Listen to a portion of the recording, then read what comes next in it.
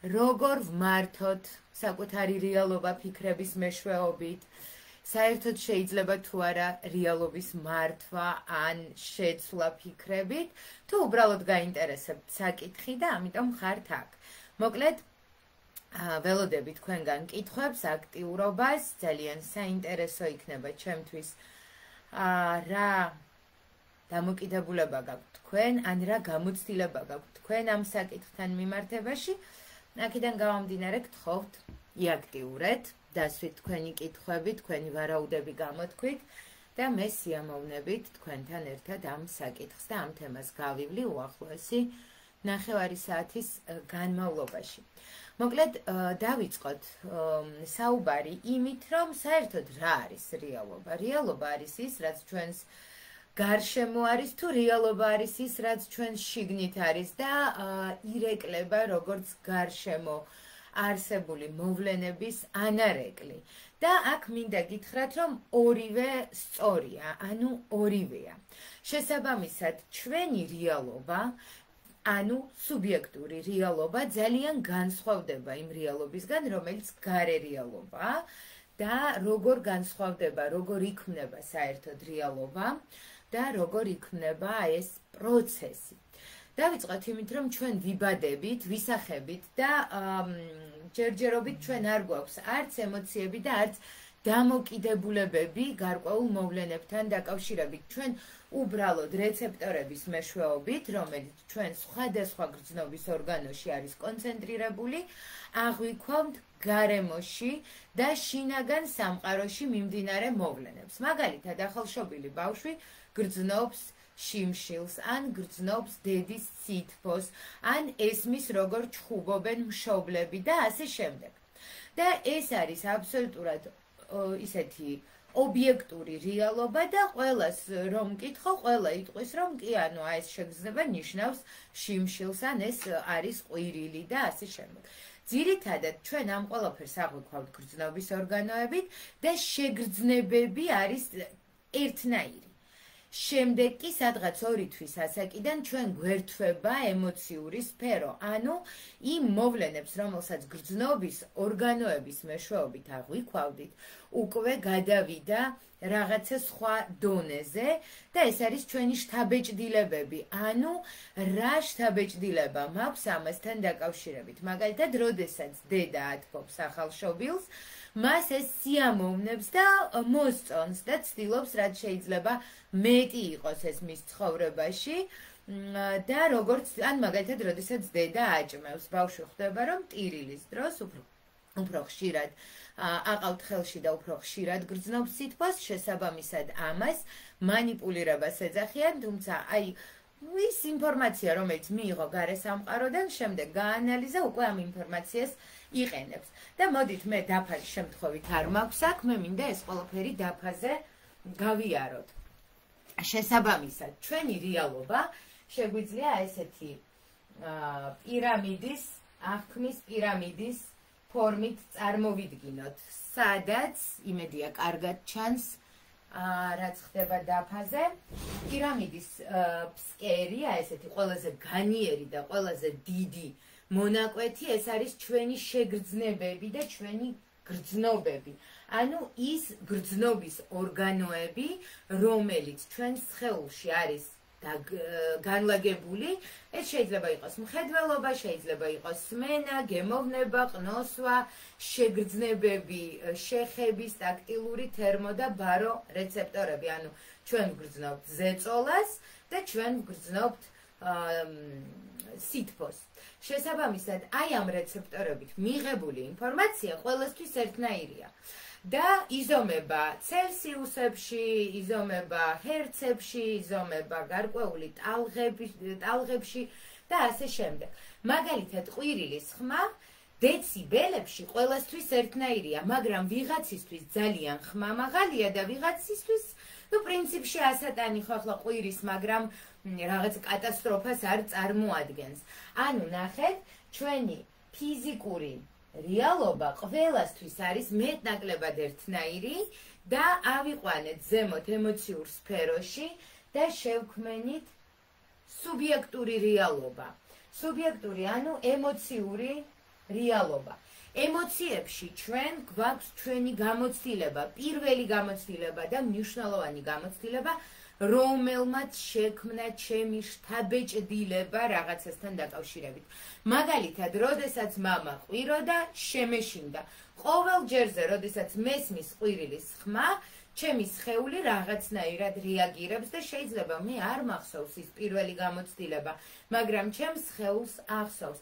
აი, გაიხსენეთ ბავშვი, რომელსაც ხშირად ცემენ სახლში, ხელის ასეთ მოძრაობაზე ეგრევე ცდილობს, რომ დაიცვას თავი დარტყმისგან. ამ დროს თქვენ საერთოდ არ გქონდათ განზრახული, რომ დაგერტყათ, ხელი აწიეთ, თმას ისწორებდით ან საათს უყურებდით, მაგრამ ამ ბავშვის რეალობაში, ემოციურ რეალობაში, აი ეს ჟესტი ნიშნავს, რომ უნდა შეგეშინდეს და თავს უნდა იცავდე, თავს უნდა უშველო და ეს ბავშვი აუცილებლად აი ასეთი რეაქციით გიპასუხებთ. ეს ძალიან თვალსაჩინო მაგალითია და ხშირია, თუმცა მსგავსი რეაქციები გვაქვს ყველას და ეს რეაქციები გვეხმარება იმაში, რომ ყოველდღიურად არ გვიწევს ერთი და იგივე მოვლენების გაანალიზება და ყოველ ჯერზე ესე ცნობიერად რეაგირება.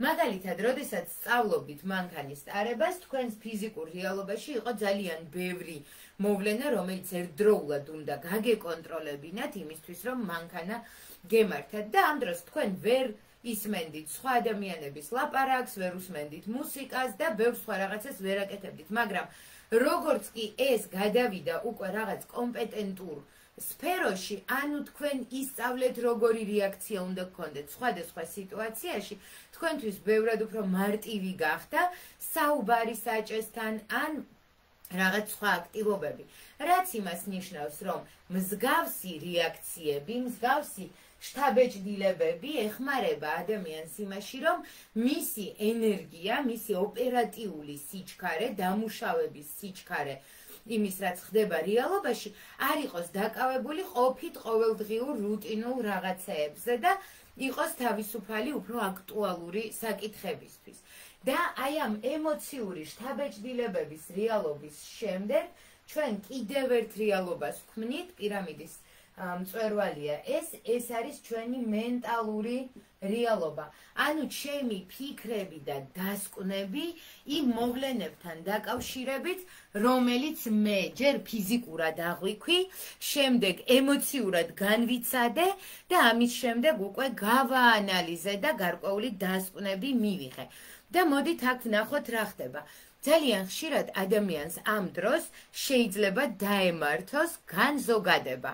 რას ნიშნავს განზოგადება? განზოგადება იმას ნიშნავს, რომ მე ერთხელ, ორჯერ ან სამჯერ მივიღე არასასურველი ემოცია, მივიღე გარკვეული დასკვნა ამასთან დაკავშირებით და გადავწყვიტე, რომ მაგალითად, ყველა მამაკაცი ნაძირავაა.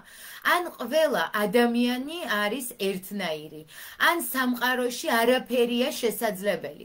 ამ დროს რომ დაგისვა კითხვა, რატომ გადაწყვიტე, ან რა დასაბუთება გაქვს ამასთან დაკავშირებით, მოიყვან 2 ან 3 მაგალითს, რომელიც შენი გამოცდილებიდან არის, შეიძლება დაკავშირებულია 1 ან 2 ადამიანთან, 1 ან 2 გამოცდილებასთან, მაგრამ საბოლოო ჯამში შენ განაზოგადე ეს რეალობა, ემოციურად აღარ გინდა განიცადო მსგავსი დისკომფორტი, შეხედე და შესაბამისად მენტალურად იღებ გადაწყვეტილებას, რომ მაგალითად არ იმუშავებ აი დიდ ორგანიზაციაში, ან არ გამოთქვამ შენ აზრს.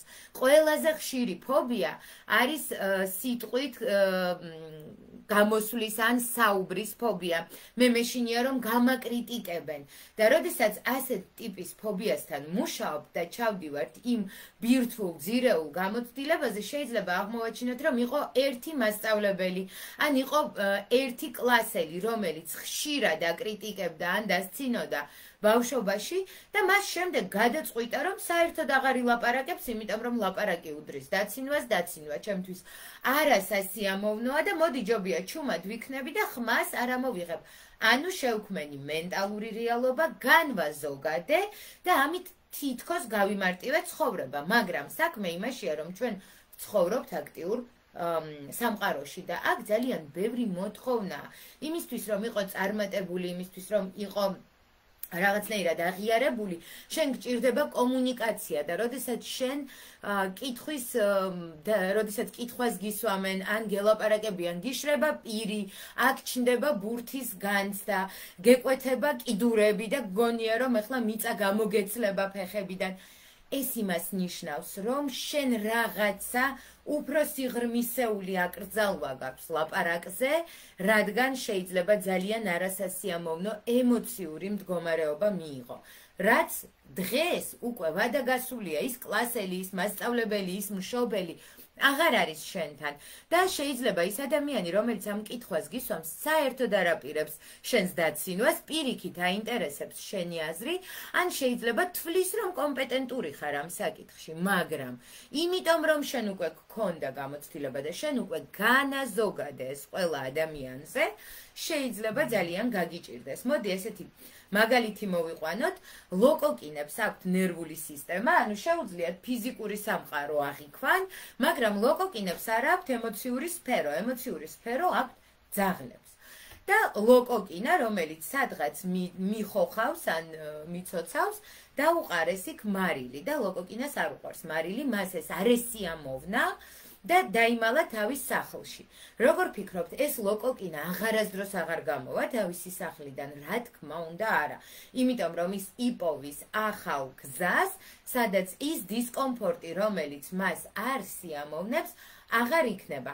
არც ერთ ლოკოკინას არ მოუვა აზრად ის, რომ ის არ არის შექმნილი იმისთვის, რომ სადღაც გადაადგილდეს და დაიმალოს თავის სახლში. თუმცა მაგალითად ძაღლი, რომელსაც აქვს ემოციური სფერო, რატომ ექვემდებარება გაწვრთნას?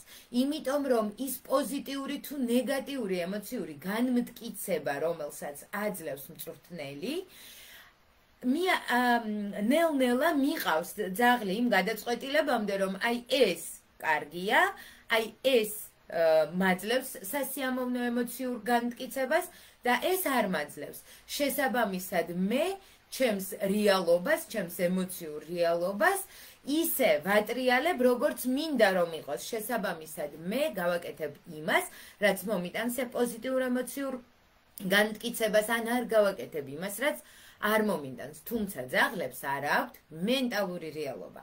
ჩვენ კი გვაქვს, შესაბამისად, ჩვენ კიდევ უფრო მაღლა ავდივართ და დასკვნებს ქმნით. ეს დასკვნები, უბრალოდ ამ დასკვნების უმრავლესობა ძალიან ადრეულ ასაკში არის მიღებული და ეს დასკვნები დღეს არც რეალობას და არც დროს არ უხდება. თუმცა ჩვენი ქვეცნობიერი კვლავ და კვლავ აგრძელებს აი ამ დასკვნებით ცხოვრებას და ამ დასკვნებით მოქმედებას. რატომ? იმიტომ რომ ეს დასკვნები თუ არ გადაიხედა, ადამიანი ვერც კი მიხვდება, რომ რაღაცა შეიცვალა, იმიტომ რომ რეალობა გარემო და რეალობა შინაგანი, ეს არის ორი სხვადასხვა რეალობა და ჩვენ არანაირი გავლენა არ აგვაქვს გარე სამყაროზე. ეს არის მაგიური აზროვნება, ჩვენ გვინდა რომ ეს ხდებოდეს, მაგრამ რეალურად ჩვენ ვთვლით ჩვენს შინაგან რეალობას და ეხლა ნახეთ როგორ. ადამიანი, რომელიც იზრდება გარკვეული აკრძალვებით, ადამიანი, რომელსაც აქვს გარკვეული მოთხოვნები საზოგადოებიდან, თანდათან აკეთებს დასკვნებს, ეს დასკვნები შეიძლება იყოს ცნობიერი ან ქვეცნობიერი და ეს დასკვნები ეგრეთ წოდებული ფილტრების სახით არის ცნობილი. ეს ფილტრები ეხმარება ადამიანს იმაში, რომ ძალიან ოპერატიულად და სწრაფად გაფილტროს რეალობა და იყოს ეფექტური იმ მოცემულობაში, რომელშიც არის. ეს იმ შემთხვევაში შეიძლება იყოს მართებული, თუ კი ეს ფილტრები არის მუშა და ეს ფილტრები მე მგონი ვერ ხედავთ და გთხოვთ კომენტარში დამიწეროთ, ხედავთ თუ არა დაფაზე რა ხდება, იმიტომ რომ ირეკლავს და ძალიან სუდად ჩანს, მე ასე ვხედავ კამერაში. აი ეს არის გუმბათი, ეს არის ჩვენი აღქმის ფილტრი და აი ეს არის ადამიანი. ადამიანის რეალობა, მისი რეალობა არის ფილტრის შიგნით. ხოლო მთლიანი რეალობა არის გარეთ. არ ჩანს თეთრი მიწერს, აბა ვეცდები რომ ასე თუ ჩანს მითხარით. შესაბამისად, ნახეთ, რეალობა არის აწყობილი ჩვენ აღქმაზე, ანუ პირველი პირამიდის ქვედა შრე და შემდგომ უკვე აი რეალობის აღქმაში ჩნდება ფილტრები, რომელიც არის აწყობილი გარკვეული მოვლენების მიღებაზე და გარკვეული მოვლენების გაფილტრვაზე. შესაბამისად, ჩვენ კარგი, მადლობა ქეთი. შესაბამისად, ჩვენ რას ვაკეთებთ? ჩვენ გარე სამყაროში არსებულ უამრავ ზღვა ინფორმაციას ერთდროულად ვერ აღვიქვავთ. ეს არის შეუძლებელი და წარმოუდგენელი. თუ ჩვენ დავიწყეთ ყველაფრის ერთად აღქმა, ჩვენ უბრალოდ საერთოდ დავკარგავთ აზროვნების უნარს და ესეთი ერთგვარი გათიშვა მოხდება აღქმის.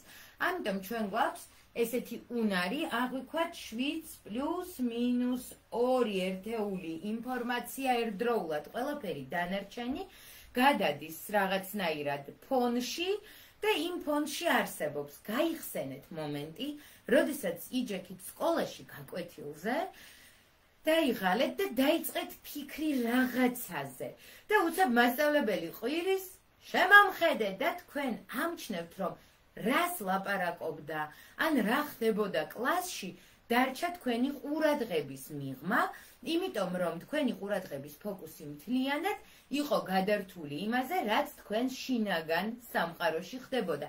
ან თქვენ დაკარგეთ გარე რეალობის აღქმა. ეს არ არის პათოლოგია, ეს არის ნორმა, ეს არის ჩვენი ფიზიოლოგიური უნარი გამოვყოთ რეალობიდან ის, რაც აქტუალურია. და როდესაც ჩვენი ფილტრები არის აწყობილი ჯანსაღად, როდესაც ჩვენი ფილტრები არის აწყობილი რესურსულად, ჩვენ გარე სამყაროში არსებულ გამღიზიანებლებს იმ დადებითი, იმ ჩვენთვის სასარგებლო პრინციპით ვფილტრავთ, რომელიც საბოლოო ჯამში მოგვიტანს დადებით შედეგს. აი ნახეთ, გარემოში უამრავი დადებითი და უარყოფითი მოვლენა ერთდროულად არის. არსებობენ კეთილად და ნეგატიურად განწყობილი ადამიანები, რომლებიც გვაძლევენ შესაძლებლობებს და ადამიანები, რომლებიც გვართმევენ შესაძლებლობებს და პლუსების სახით გამოვხატოთ ის, რაც დადებითია ჩვენთვის და სასარგებლოა ჩვენთვის, ხოლო მინუსების სახით ის, რაც არ არის სასარგებლო. აქვე გეტყვით, რომ ნებისმიერი ნეგატიური გამოცდილება ან გამოწვევა ესეც გაკვეთილია და სასარგებლოა, ამიტომ ცუდს და კარგს არ ვარქმევთ, უბრალოდ სასარგებლოს და ან სასურველს და არც ისე სასურველს. მაგალითად, ეძებს ადამიანი სამსახურს და აქვს ფილტრი, რომ თუ ვინმე არ ყავს ახლობელი, სამსახურს ვერ იშოვი. აუცილებლად მისი განწყობა იქნება შესაბამისი და მაშინაც კი, როდესაც გასაუბრებაზე დაიბარებენ, იმ თავისი განწყობიდან გამომდინარე არ იქნება მაქსიმალურად ჩართული და ეფექტური, რომ მიიღოს უკავშირი დადებითი და დიდი ალბათობით ეტყვიან უარს. ხოლო ადამიანი, რომელიც თვლის, რომ მას საკმარისი უნარი აქვს იმისთვის, რომ აიყვანონ სამსახურში, იქნება თავდაჯერებული, იქნება ძალიან მყარი, იქნება რესურსული და შეიძლება ძალიან დადებითად დასრულდეს გასაუბრება მისთვის. ანუ ჩვენი ფილტრები ატარებენ იმ ტიპის ინფორმაციას, რომელიც ჩვენს მენტალურ რეალობაში არის და თუ ჩვენ განვეწყეთ იმის მიმართ, რომ მხოლოდ ნეგატივი შევამჩნიოთ საკუთარი და სხვა ადამიანების შეცდომები, შევამჩნიოთ სხვა ადამიანების ჩვენს მიმართ ნეგატიური დამოკიდებულება და ასე შემდეგ, ჩვენი სუბიექტური რეალობა, ის რეალობა, რომელშიც ვიმყოფებით, ხდება მკვეთრად ნეგატიური. ანუ ადამიანი პესიმისტიაო, ასე ამბობენ და ყველაფერში ცუდს ხედავს. ეს იმიტომ, რომ მისი აღქმის ფილტრი, მისი საცერი აწყობილია იმაზე, რომ მხოლოდ ნეგატიურად დამუხტული ელემენტები აღიქვას აი ამ 7+-2 ელემენტში, ხოლო ის პოზიტიური, ის დადებითი შესაძლებლობები, რომელიც ასევე არსებობდა, უბრალოდ ვერ შენიშნა და აქვე გეტყვით, რომ ეს არის უზნაძის თეორიის მთავარი პრინციპი, ხო? ეს არ არის რაღაც ძალიან ახალი და უცხოელი მოღვაწეების შექმნილი. ეს არის ჩვენი თანამემამულე დიმიტრი უზნაძე, რომელმაც ეს თეორია შექმნა და ნახეთ რა ხდება. როდესაც ადამიანი მუშაობს საკუთარი ფილტრების შეცვლაზე, ის თანდათან აწყობს ფილტრებს პოზიტიური დადებითი მოვლენების შემჩნევაზე, შესაძლებლობების აღმოჩენაზე და ამ შემთხვევაში ნეგატიურები უბრალოდ ყურადღების მიღმა შეიძლება დარჩეს და დაიწყოს იმ პოზიტივების აღმოჩენა, რომელიც ისედაც არის პასუხი კითხვაზე, ცვლის თუ არა რეალობას ადამიანი არ ცვლის. გარე რეალობა არის უხვი და მასში არის როგორც დადებითი, ასევე ნეგატიური მოვლენები უამრავი. უბრალოდ ადამიანი, როდესაც მუშაობს საკუთარ თავზე, როდესაც მუშაობს საკუთარ განწყობაზე, ცვლის საკუთარ სუბიექტურ რეალობას და ნახეთ რა ხდება, ის ნეგატიური, პესიმისტური განწყობები და გამოცდილებები იცვლება პლუსებით, ანუ ის ოპტიმისტურად არის განწყობილი და მომავალში, როდესაც მსგავსი ან განსხვავებული გამოცდილება ექნება, ის თუ კი მისი ფილტრი არის აწყობილი პოზიტივის შემჩნევაზე, აუცილებლად შეამჩნევს პოზიტივს და შეიძლება უბრალოდ ყურადღება არ მიაქციოს იმ ნეგატიურ მდგომარეობებს, კომენტარებს, ადამიანებს, რომელიც ასევე რა თქმა უნდა არსებობენ რეალობაში და მათ გაქრობას ვერ მოახერხებს სულ რომ ძალიან უნდოდეს. თუმცა რამდენად მნიშვნელობას მიანიჭებს, რამდენად შემოიტანს მათ საკუთარ რეალობაში, ეს უკვე მის უნარზე არის დამოკიდებული და რა უნარია ეს და როგორ უნდა შევცვალოთ, ხო? მოდით ვილაპარაკოთ იმაზე, როგორ შევცვალო ჩემი რეალობა, ანუ შევცვალო ეს, უკვე ამაზე შევთანხმდით, რადგან ამას ვერ ვცვლით. ჩვენ რამდენიც არ უნდა ვიმედიტიროთ, მანიფესტიროთ და ბევრი სხვა რაღაცა ვაკეთოთ, გარეთ რეალობა არ შეიცვლება, ის ხე, რომელიც ფანჯრის იქეთ იზრდება, ისევ იზრდება, ის ქვეყანა, რომელშიც ვარ, ისევ ის ქვეყანა, მაგრამ როდესაც მე ვიწყებ ყურადღების კონცენტრირებას იმაზე თუ რას ვხედავ და რას ვერ ვხედავ ჩემს რეალობაში, იცვლება ჩემი შინაგანი სუბიექტური აღქმა ამ ყველაფრის. და თუ მე აღვიქვავ ყველაფერს პოზიტიურად, ამ შემთხვევაში ჩემთვის ბევრად უფრო მარტივია წარმატების მიღება, ბევრად უფრო მარტივია ვიყო ეფექტური, ვიდრე იმ შემთხვევაში თუ მუდმივად ნეგატივზე ვარ კონცენტრირებული. მაგალითს მოგიყვებით ჩემი ცხოვრებიდან, ჩემი შვილი სკოლაში დადიოდა გარდატეხის ასაკში, მოკლედ ძალიან ცდილობდა ყურადღება მიეღო თავისი კლასელებისთვის და ხშირად ცელქობდა ხოლმე და ამის გამო დამიბარეს პედაგოგმა დამიბარა და მოკლედ რომ მივედი, გამარჯობა თქვა თუ არა, დაიწყო ჩემი შვილის ლანძღვა და აი ასე იქცევა, გაკვეთილზე ასე აკეთებს, იმას აკეთებს და ნუ საკმაოდ დიდხანს ლანძღავს ჩემს შვილს. და მე ვკითხე, კარგი თქო, გავიგე და კარგს რას მეტყვი. და აბსოლუტური ამოვარდნა ქონდა და მეკითხება რას გულისხმობ. ჩემს შვილზე კარგს რას მეტყვი, დავიჯერო მარტო ცუდ რაღაცებს აკეთებს სკოლაში თუ კარგიც აქვს და დაფიქრდა. და მე მითხრა რომ კი იცი, აი იმ დღეს ჩანთა მქონდა მძიმე და იმ ჩანთის წაღებაში დამეხმარა.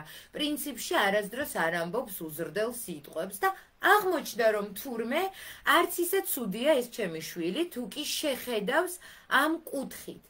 და თუ გავიხსენებთ სკოლის სისტემას, ძირითადად შეცდომებზე ყურადღების გამახვილებით არის გამორჩეული. ხშირად არ უსვამენ ხაზს იმას, რა არის კარგი, თუმცა ძალიან ისე კარგად და მკაფიოდ წითელი კალმით ხდება გამოკვეთა იმის, თუ რა არასწორი, რა შეცდომით შესრულებული დავალებები გაქვს.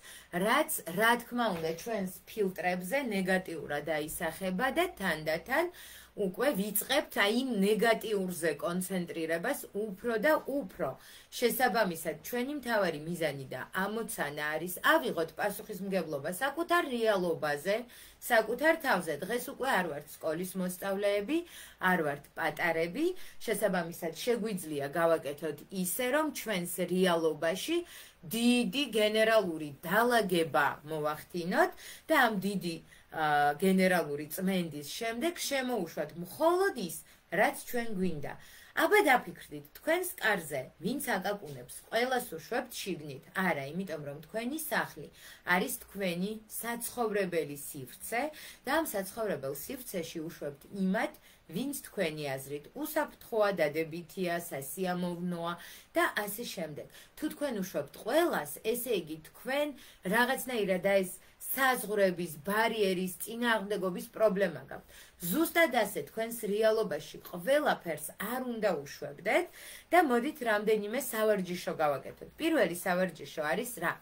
ჩვენ გვაქვს ესეთი ასრულებადი წინასწარ მეტყველებები, აი არის რაღაც სიტუაციები, სადაც რაღაცა ხდება და მე ადამიანი ამბობს, აი ზუსტად ვიცოდი რომ ასე მოხდებოდა.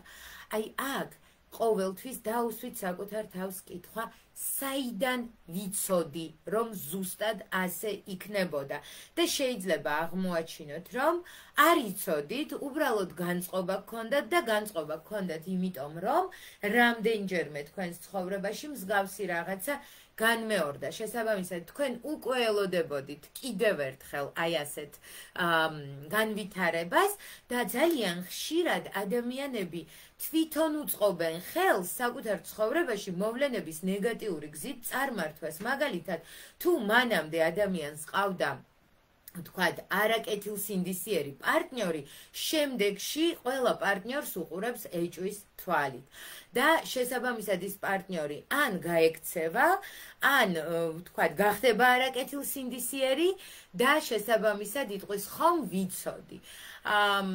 შესაბამისად, პასუხისმგებლობა საკუთარ ცხოვრებაზე, როგორც გითხარით, არის ძალიან მნიშვნელოვანი და ამ პასუხისმგებლობას ვიღებთ. მეორე, რასაც ვაკეთებთ, ეს არის მადლიერების დღიურის ან მადლიერების პრაქტიკის წარმოება, რისთვის? იმისთვის, რომ ყოველდღიურად ჩვენს რეალობაში ვიპოვოთ ის პოზიტივები, რისთვისაც ჩვენ მადლიერები ვართ, რაც გააძლიერებს ფილტრებს, რომელიც ატარებს პოზიტიურად დამუხტულ ელემენტებს და შესაბამისად ჩვენი რეალობა უფრო პოზიტიური გახდება. და კიდევ ერთი და ძალიან მნიშვნელოვანი, ისევ ჩემი შვილის სკოლის მაგალითზე ვბრუნდები, ყოველთვის, როდესაც საკუთარ თავს, გარემოს, რეალობას ვანძღავთ, დავუსვით საკუთარ თავს კითხვა. კარგი, გავიგე და კარგს რას მეტყვი. საკუთარ თავს კითხეთ, აიძულეთ რომ დაინახოს პოზიტივი საკუთარ თავშივე, რაც თავიდან შეიძლება ძალიან რთული, ან ძალიან სულელური მოგეჩვენოთ, მაგრამ რაც უფრო ხშირად გაამახვილებთ ყურადღებას კარგზე, მით უფრო გააქტიურდება ის აღქმის რეცეპტორები, რომლებიც შეამჩნევენ პოზიტივს, შეამჩნევენ შესაძლებლობას გამოიყენო ეს პოზიტივი და შემოუშვა შენს რეალობაში.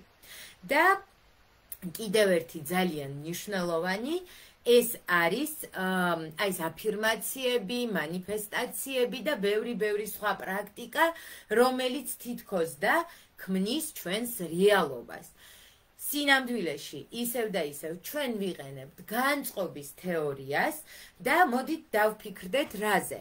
ადამიანი, რომელსაც წყურია, ადამიანი, რომელსაც უნდა წყალი და ქუჩაშია. ყველაფერი, რაც მის ირგვლივ ხდება, კარგავს მნიშვნელობას და ის ეძებს წყალს.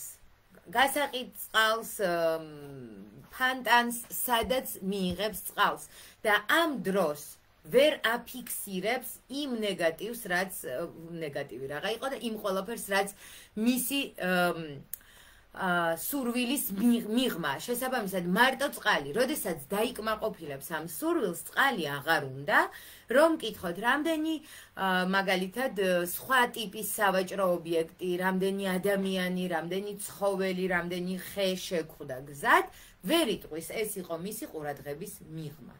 მაგრამ იმ შემთხვევაში, თუ ის ეძებს მეგობარს, აუცილებლად ყურადღების ცენტრში იქნება ადამიანი და რომ მკითხოთ, რამდენი ადამიანი, რამდენი ლურჯ ქურთუკში ჩაცმული ადამიანი შეხვდა, მეტნაკლებად პასუხი ექნება, იმიტომ რომ ეს იქნება მის ყურადღების ფოკუსში.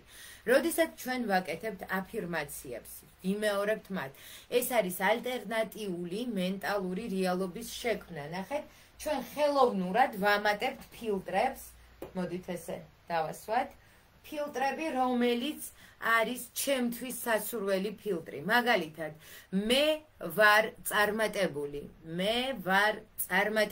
მე მაქვს ყველაფერი წარმატების მისაღწევად.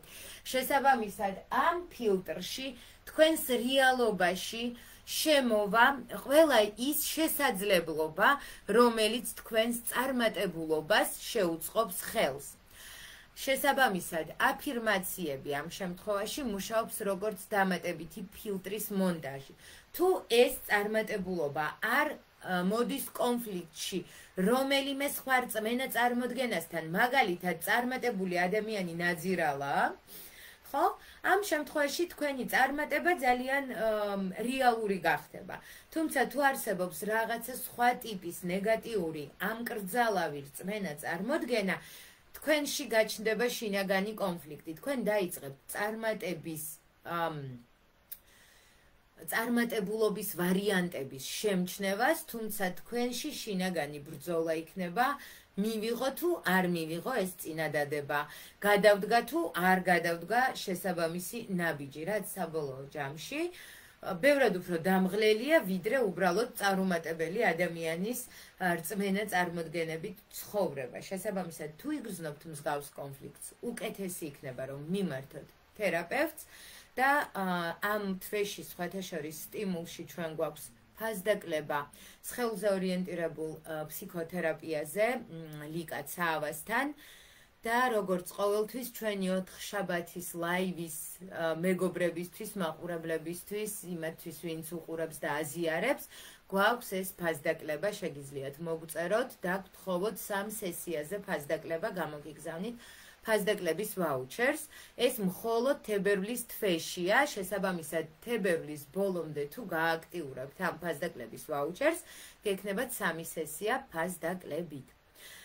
კარგი, და ასევე მინდა მოგმართოთ თხოვნით, გააზიაროთ ეს ლაივი, რადგან ეს პროექტი ახალია და ძალიან მინდა რომ იყოს მაქსიმალურად ინფორმირებული საზოგადოება ამის შესახებ. გთხოვთ დაწეროთ, რამდენად სასარგებლო იყო თქვენთვის ეს ინფორმაცია, რომელსაც დღეს ვისაუბრეთ, რამდენად ნაცნობი იყო, მოგცათ თუ არა რაღაცა ახალი და ასევე გეტყვით, რომ ძალიან მალე დაიდება 3 აქტუალური თემის ჩამონათვალი, რომლიდანაც ერთ-ერთს აირჩევთ თქვენ შემდეგი 4 შაბათისთვის. ამ 4 შაბათისთვის თემა თქვენ აირჩიეთ და ძალიან ისეთი პრიორიტეტული იყო ეს კონკრეტული საკითხი. შემდეგი 4 შაბათისთვის ასევე თქვენ გექნებათ შესაძლებლობა, რომ მისცეთ ხმა თქვენთვის სასურველ თემას. გემშვიდობებით, მადლობა ყურადღებისთვის და შევხვდებით მომდევნო 4 შაბათს.